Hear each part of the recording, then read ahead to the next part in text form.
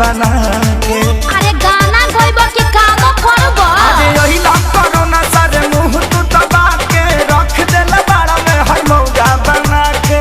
सटक दादा लॉकडाउन खुली अब कब जी, अरे कब जी, अरे कब जी। अरे कबो ना जी हमर मौगी खेलत बिया पबजी, हम तो दुनू बेरा कटटानी सब्जी।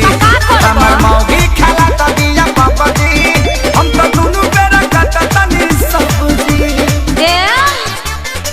देखो हौ लुगा धइल बा आदमी खानी खींच दो ना तो पुलिस के फोन करके कह देब कि हमार भतार 4 दिन से खोखता। अरे ना हो जातनी जातनी। हाँ ठीक बा जल्दी जा।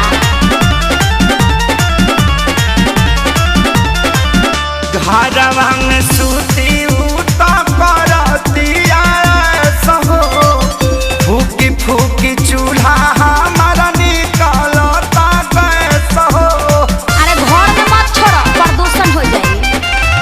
घरवा में सूती उता करतिया सहो, फूकी फूकी चूल्हा हमारा निकलता गैस हो।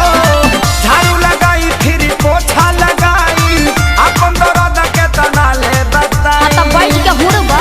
बाबू दिन तू देखौला ए रब जी, अरे रब जी, अरे रब जी। हमर मौगी खेलत बिया पबजी, हम तो दुनू बेरा कटटानी सब्जी। हमर मौगी खेलत बिया पबजी, हम तो दुनू बेरा कटटानी सब्जी। आ सुनो आलू बैंगन काट के मिक्स सब्जी भी बना दी हो।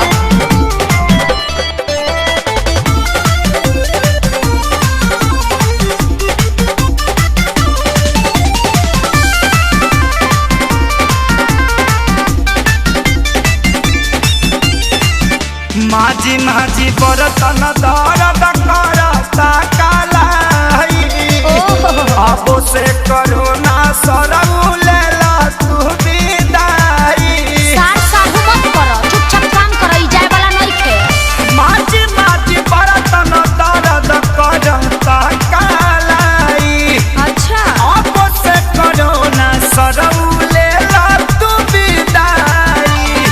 रहे खेसारी के हीरो में बड़ा नाम हो, सोनू सुधा को साथ भइले गुलाम हो।